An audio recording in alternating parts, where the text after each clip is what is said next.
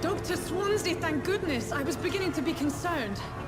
Worry no more, Nurse Crane, for I bring good news. Oh, Doctor, what a night. We lost 2 more patients. Nurse Scow said she couldn't take it anymore and resigned. Yes, well, I'll make a new rota in the morning. In the meantime, find a good bed for Mr. Hampton. Be sure to pay attention to his needs. Of course, Doctor. Oh, and Dorothy? Yes, Doctor? Dr. Reid here has just returned from the front. He served King and Country and will be joining us here at Pembroke. We're very lucky to have gained a surgeon of his talent, and one so experienced in blood transfusions. That is good news indeed, Doctor. Oh, yes.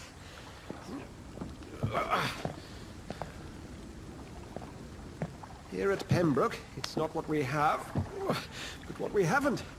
It's only thanks to Nurse Crane and the staff that our ship doesn't sink. If you have any questions, just ask her. Duly noted. Thank you. Your assistance is required, Dr. Swansea, immediately. Welcome aboard, Jonathan. We'll catch up after my rounds. Coming, Nurse Crane. I'm coming.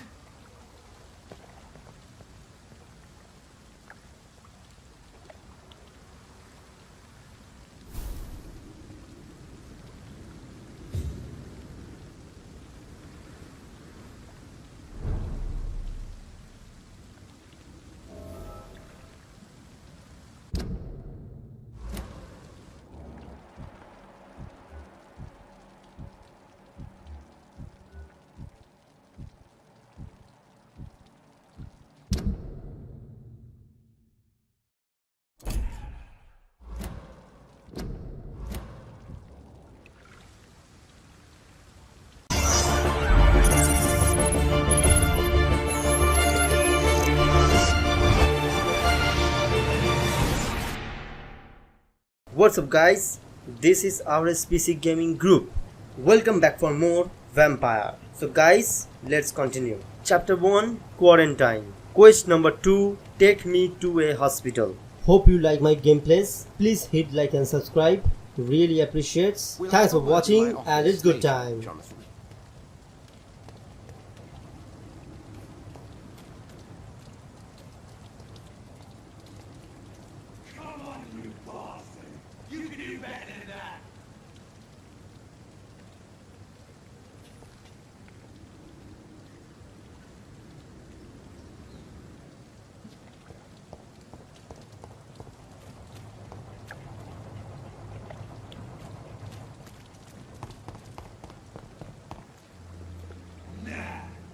It's my turn!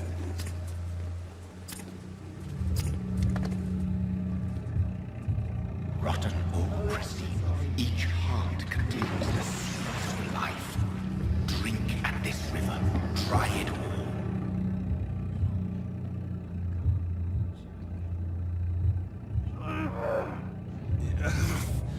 Oh, come on, you bastard! I won't bite. Sir, please. You've lost too much blood. Calm yourself. You think I didn't notice? Stop your staring and get me to an hospital, you arse!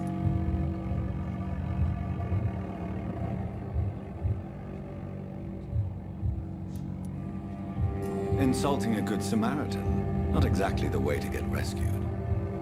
Alright, sorry. I am in pain here. My guts are spilling out onto the street and you're yabbering on. Yes. That's a very nasty wound you've got there. Take my word, I am a doctor. Dr. Jonathan Reid. Name's Clay Cox. I'd appreciate you helping me to a better place, Doc. Follow me, Mr. Cox. Let me assist you to that better place.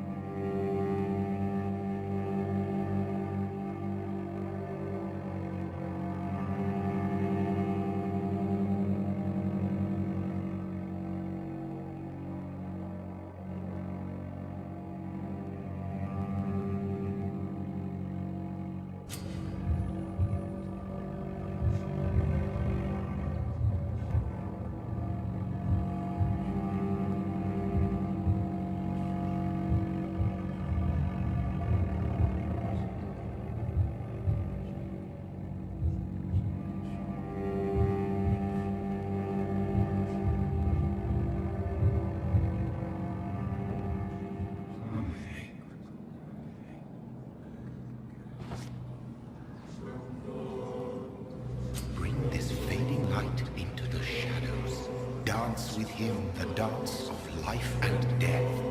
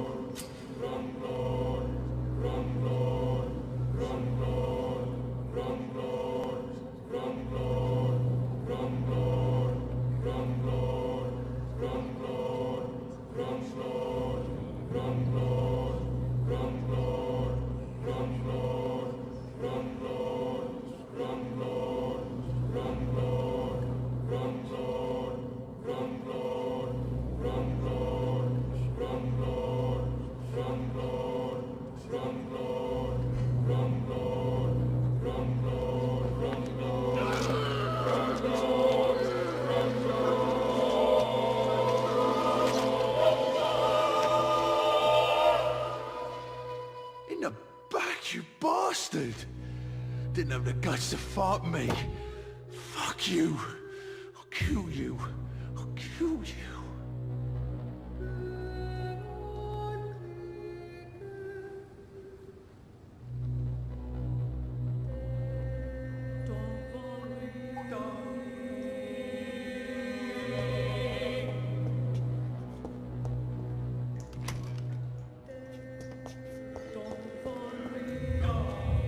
To taste a life, to embrace its most intimate secrets. Such a burden, such a divine sin.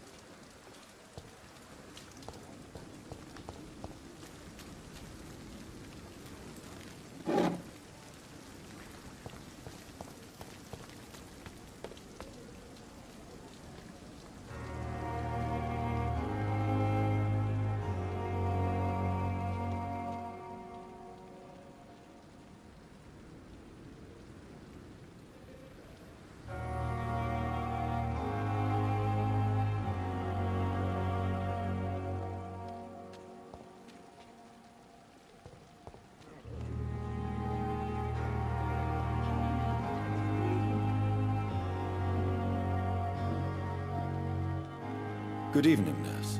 I'm Dr. Jonathan Reid, the new surgeon here at the Pembroke. Dr. Swansea has already told us about you, sir.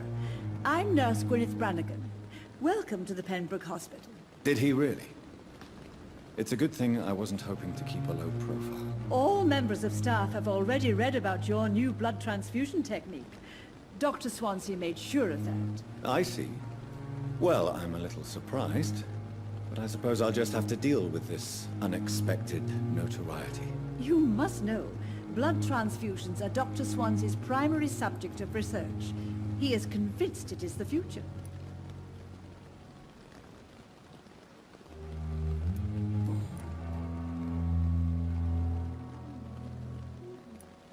How are things here? Not good, to say the least. We're struggling against an invisible enemy, more lethal than any bullet from a gun. It's hard, Doctor. An invisible enemy? Quite a poetic term for a disease, especially from a nurse. Sorry, Doctor. These last few weeks have been exhausting. We could all do with a good night's sleep.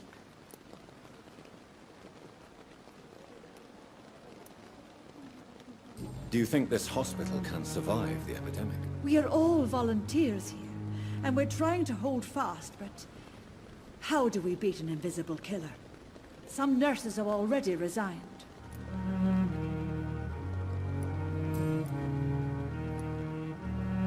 I'm not familiar with all the staff yet. Perhaps you could help me. Brilliant professionals, most of them. Dr. Swansea has a gift for recruiting talent. Most of them. Is there a problem I should know about, nurse? It would be inappropriate for me to speak ill of a colleague.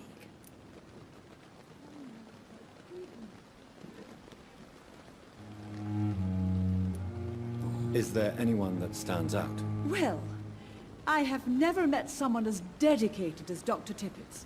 He should be a standard for us all here. If only he were younger. Why should his age be a problem? I guess it's fair to say he's always pushing himself to the limits. He just doesn't know when to stop and get some rest.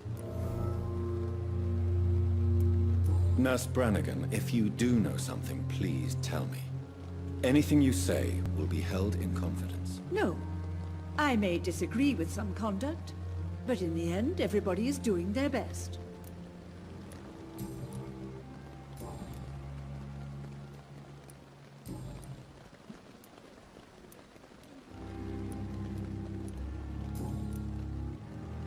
Goodbye, nurse. Call me if you need assistance.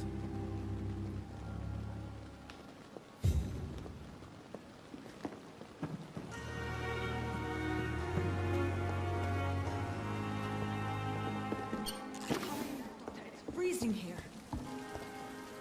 Doctor, where have you been? I've little time to play hide and seek with new staff members, no matter how illustrious they may be. I apologize, nurse. I needed some time to myself. This has been the longest and strangest night of my life.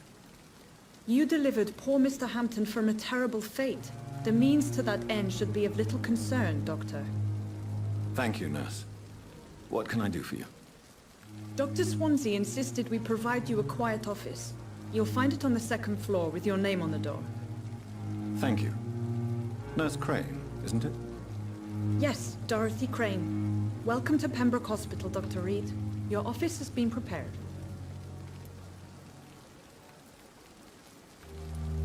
I would like to ask a few questions first.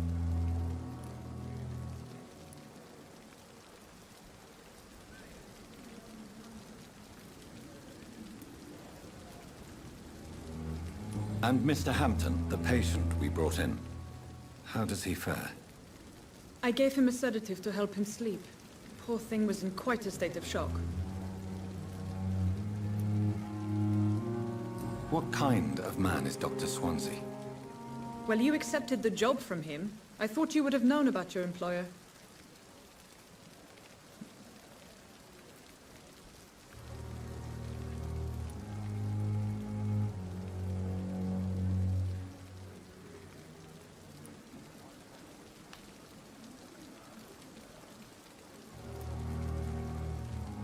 Apologies, I've only just met him the once.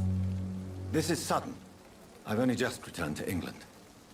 Dr. Swansea is a brilliant surgeon and the most compassionate physician. It's right to assume Dr. Swansea knows far more about me than I do about him. You'll get to know him soon enough, and better than me. The administrator has better things to do than mix with us. If you could point me in the direction of my room again, nurse. Second floor of the hospital, left after the stairs. It's the last vacant office at the end of the corridor. Thank you, Nurse Crane.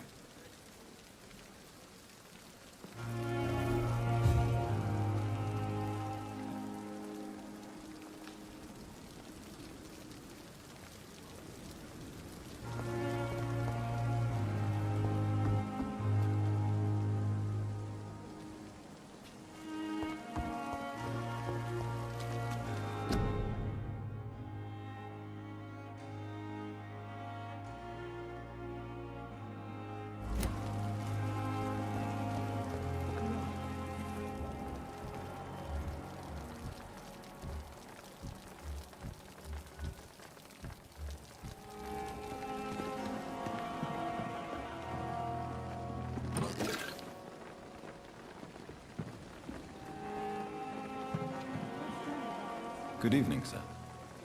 So it is true. The famous Dr. Reid has joined us. I can't think of any better news during these terrible times. Do we know each other? Actually, yes. We met once before, at the Rockefeller University in New York. Dr. Tippett, yes, I remember. I was assisting Professor Carell in his research about coronary bypasses. He had nothing but praise for you. He was also very confident about your future. And look at you now. Eminent surgeon and blood transfusion specialist.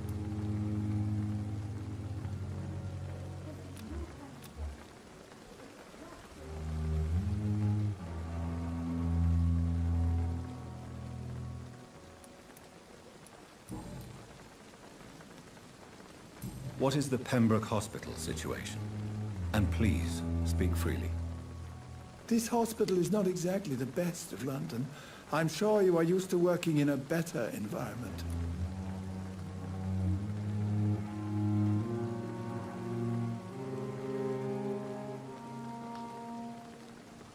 It's more than enough. In any case, the personnel of a hospital are much more important to me than the building. Don't be misled by appearances, Dr. Reid. This hospital does not lack talented people. It just lacks hope.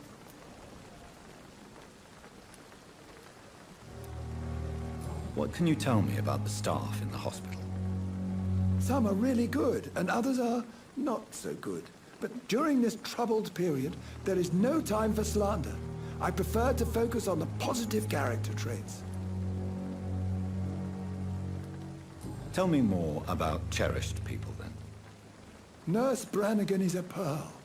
She is the most helpful and dedicated nurse I've ever worked with. A clever and cheerful woman. You really seem to admire her skills. I'll go even further.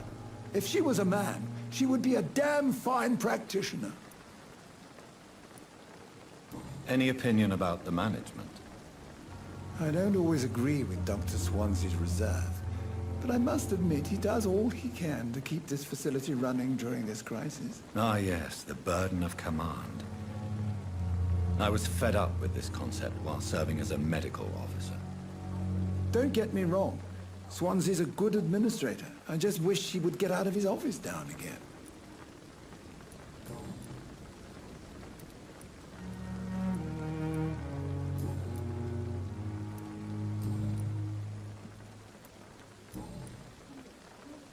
Goodbye, Dr. Tippett.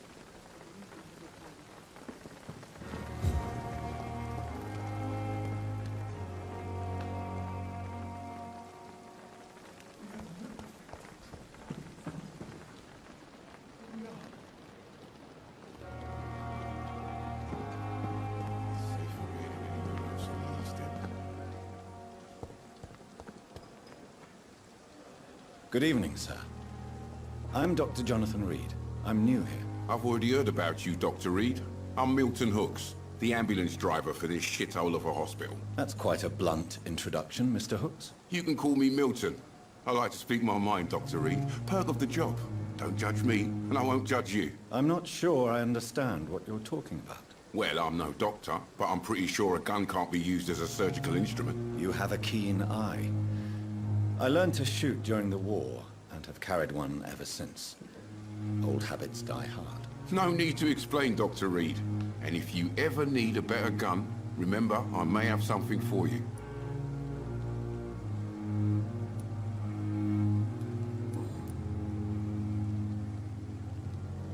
How is the situation around here? You want to hear the situation is all right? It's fucking awful. We lack everything, and it's getting worse every day. So what do you do exactly in this hospital? Apart from smuggling guns, I mean. I've been an ambulance driver since... too long, I guess. I bring sick people here night and day. It's a dirty job, but I get it done. Most of the time.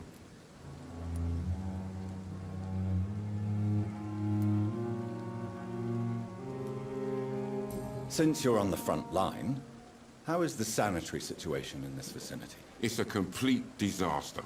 It's even getting dangerous to enter some streets or buildings. Even the locals attack you.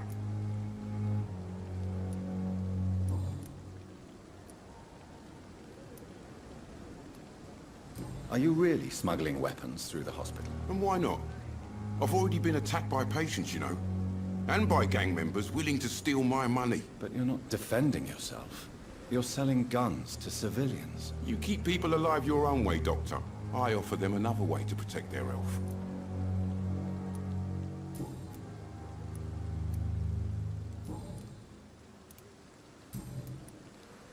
I'd like to see your goods. Wise choice, Dr. Reid. A reliable gun is what everybody needs these days.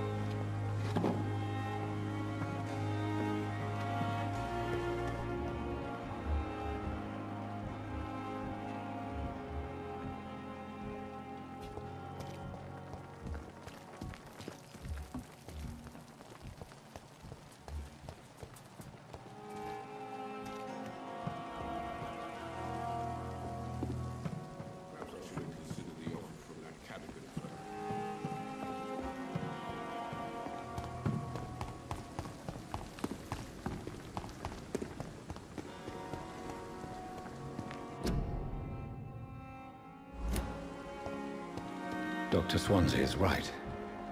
This place seems perfect to conduct my research.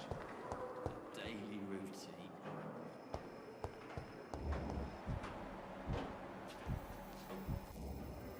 Good evening, miss.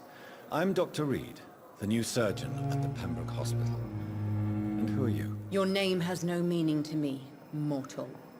You're nothing but dust blown by the winds of eternity. I beg your pardon? What are you begging for, mortal? My clemency? Well, tonight maybe I'm inclined to mercy. You'll never forget the night you met Thelma Howcroft. You keep calling me mortal. Why is that? And if I'm mortal, what are you? Well, Dr. Reid, if you must know, I'm a vampire.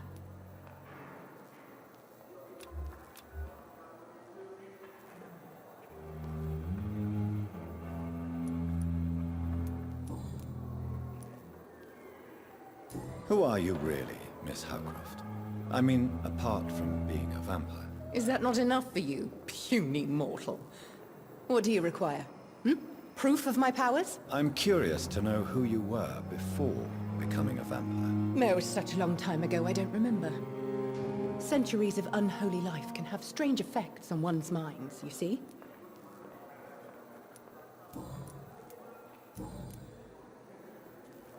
And why do you believe you're a vampire? I don't need to believe anything. It is what I am. It is what I feel within this hollow shell of flesh. Please, describe to me how you feel. What is it like to be a vampire? I can hear my body crumble from the inside as my flesh cracks and fades. I sense the last pulse of postulant blood within my drying veins. I need new blood. I see. Have you ever heard of Cotard syndrome, Miss Howcroft? Never. It's a mental illness discovered by a French neurologist named Jules Cotard. The affected patients are delusional. They believe that they are putrefying, that they are dead, a ghost or a ghoul. Or in your case, a vampire. Delusional, you say? Oh, sad and petty mortal. You can't even begin to understand the concept of immortality. And you think it is I who am delusional.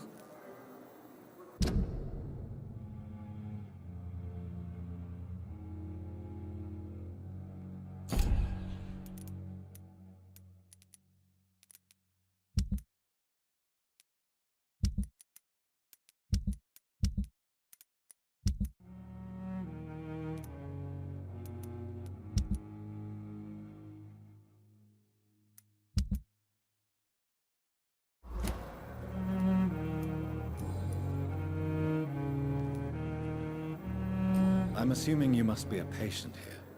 Am I right, Miss Howcroft? It's only a cover. To hide from my enemies. I can leave whenever I want. As a woman, a spirit, fog, or bat.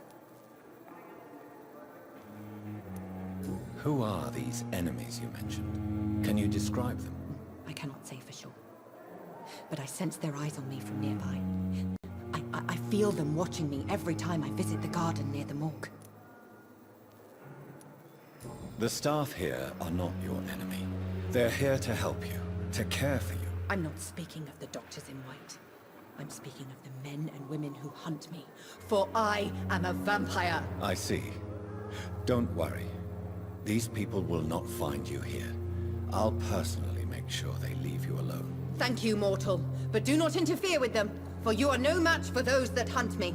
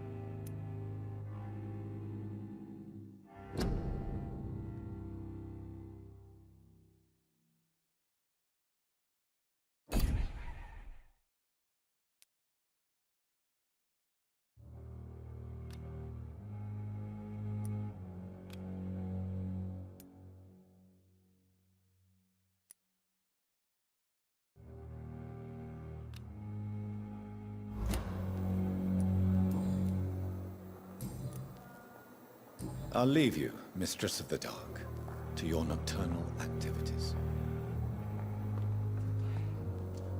Good evening, Miss Howcroft. How are you tonight? I need blood, Doctor. Warm, rich, vibrant blood.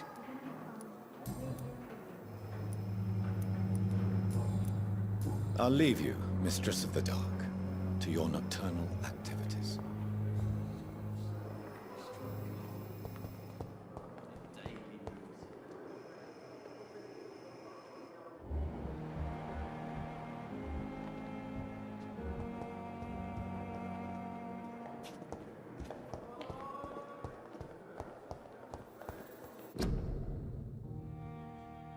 You are going to reveal all your secrets to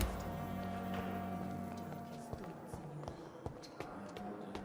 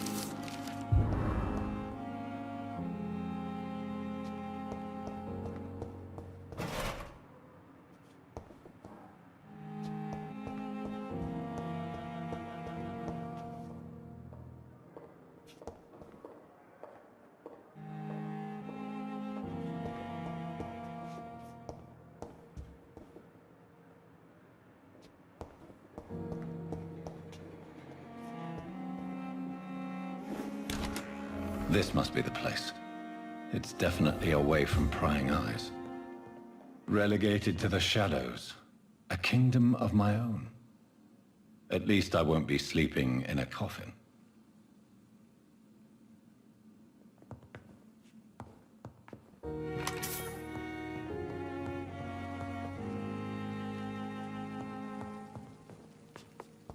The flower's dying. It needs water.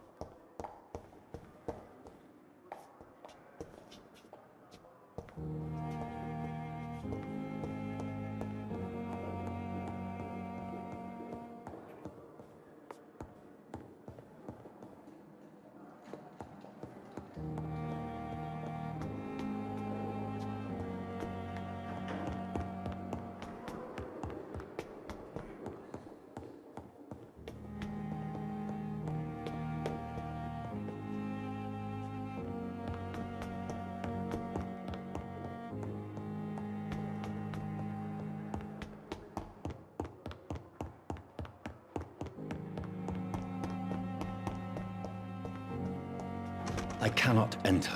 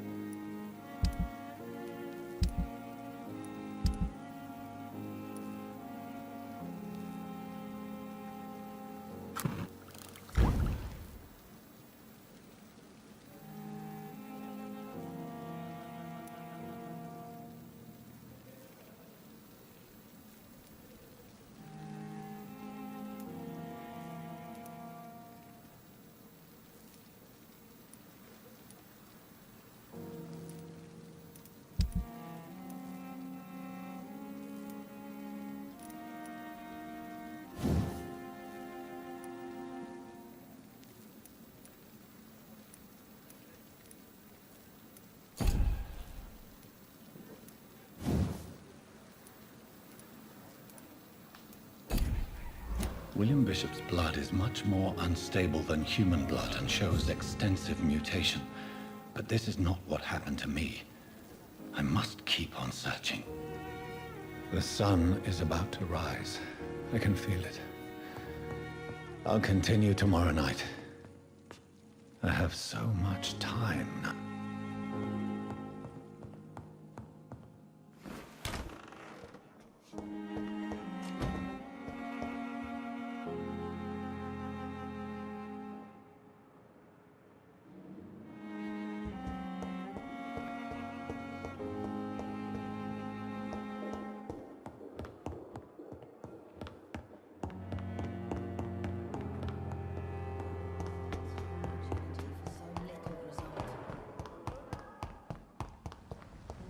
Very angry about this unfair situation.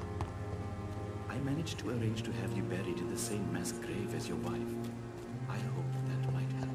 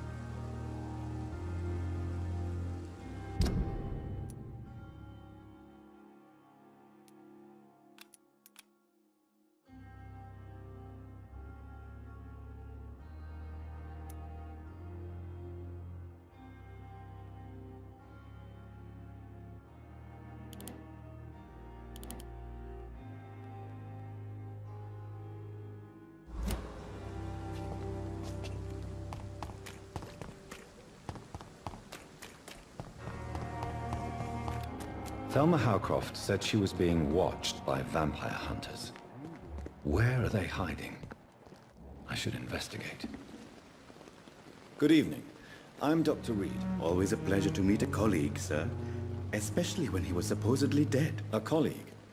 Are you a doctor too? Not anymore, sir. I used to be Dr. Rakesh Chadana. Now, I'm just Mr. Chadana, pawnbroker and humble guardian of this morgue. What do you mean, you used to be a doctor? Was your license revoked? No, sir. It is just that I like to be precise. I run a little pawn shop while taking care of the dead. But I used to be a real doctor.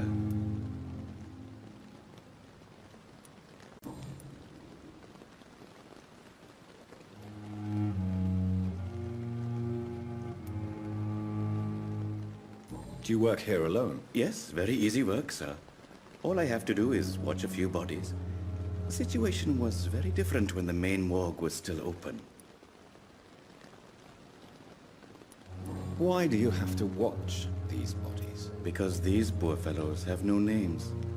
We keep them in case someone comes looking for the missing. Sadly, very rarely happens. Why close the hospital's main morgue? It was for sanitary reasons after the beginning of the epidemic. Cadavers had to be moved to the nearest mass grave.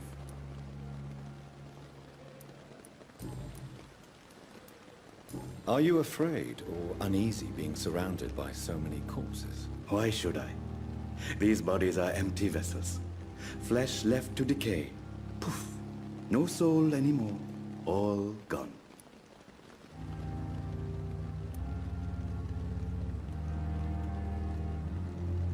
An interesting point of view.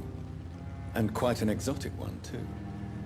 Most people fear, or at least have a respect, for dead flesh. Sir, as a medic during the war, I learned to face my death and the death of others. It's the pain we have to tame, not death itself.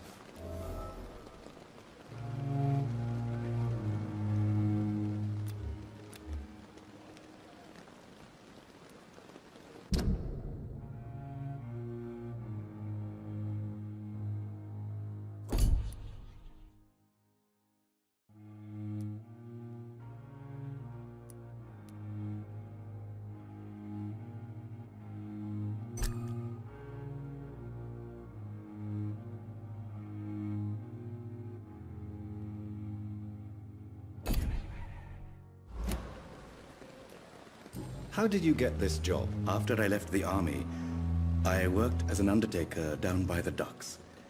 A dangerous place with many an unpleasant business there. Milton Hooks helped me get a job here.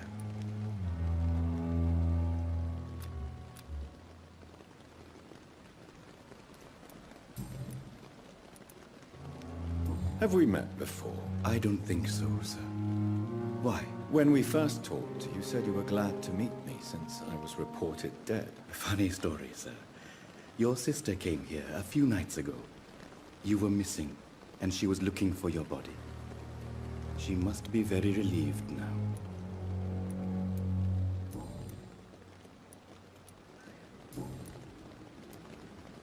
A pawnbroker? I expect you get all types of people here. Yes, sir. All kind of people. For I sell all kind of goods. What kind of goods? With the quarantine, it's not always easy to buy things. So I trade. I exchange. Some people sell, some others buy. I like to help.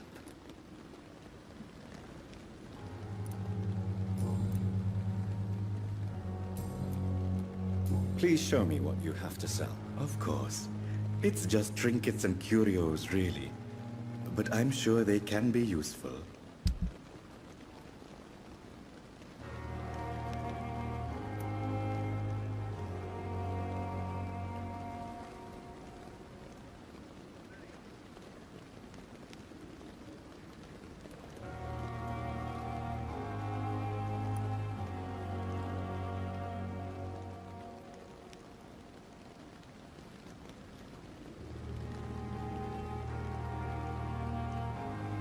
Never ceases to amaze me how you, the dead, It's locked. seem peaceful and...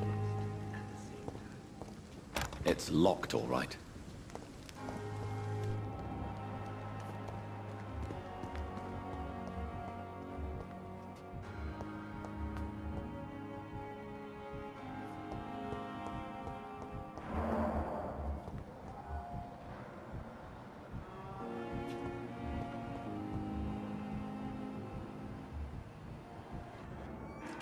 Good evening, Doctor.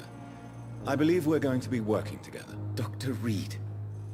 Dr. Swansea informed us of your arrival, but I could not dare to believe we'd have such good fortune. Such an honor, sir. Thank you. And you are? I am Thoreau Strickland, Dr. Thoreau Strickland. I'm a great admirer of your work, Dr. Reid. Please, could you tell me something about yourself? I'm a great admirer of your work concerning blood transfusion, Dr. Reid. I run my own experiments. I'm convinced it's the future.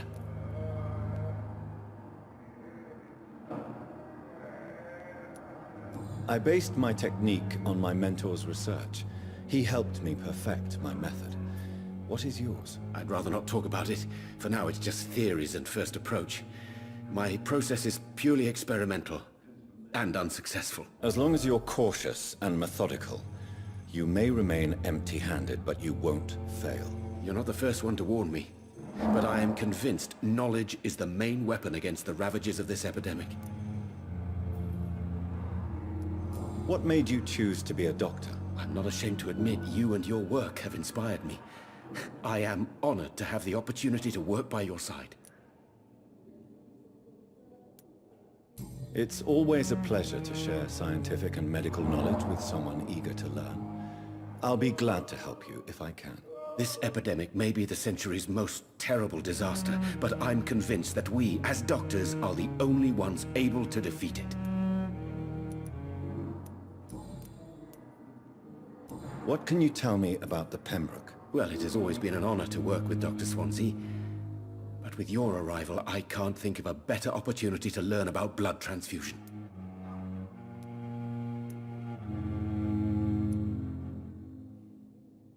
Do you need help with anything in particular? Well, yes, maybe. I'm waiting for a batch of products I ordered for my personal research, yet my supplier seems to have vanished. Do you want me to play the errand boy for you? Oh no, Dr. Reid. But if you went personally to his shop, what with your reputation and all, he wouldn't dare to refuse the products I need. I see. Well, give me the address, for I may pass by if I have time.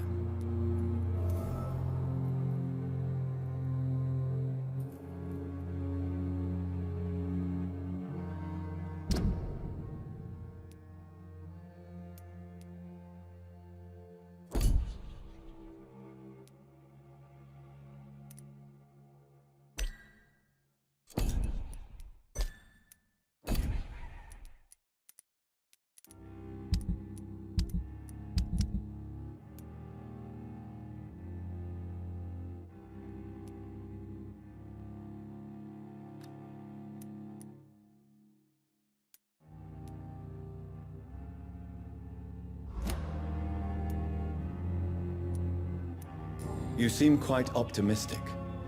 It's a rare and precious attitude in these difficult times. I'm convinced that this epidemic is a test of endurance and dedication for us men of science. Questions remain about our capacity to resolve the situation. True, true. Last summer, during the first wave of the epidemic, I used to joke with Milton about the extra work. We're not smiling now.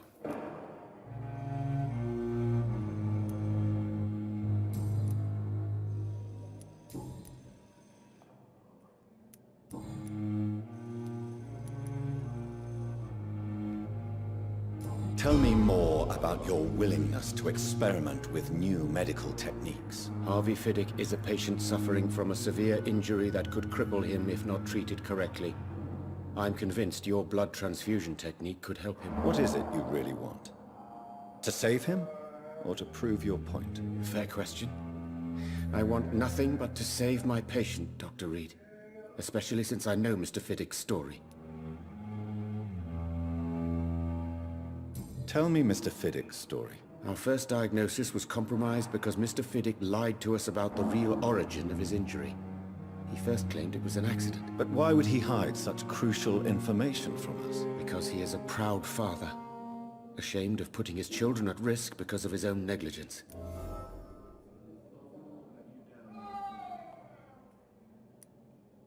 This personal involvement could also appear to be a lack of impartiality. You must know that a good surgeon must remain neutral. I agree. But that does not excuse Dr. Ackroyd's behavior, a man who did not even take time to converse with his patient. Do you think keeping his distance was a mistake? All I know is that I'm taking care of human beings, with desires, hopes and fears. Not some biological machine comprised of blood, bones and flesh.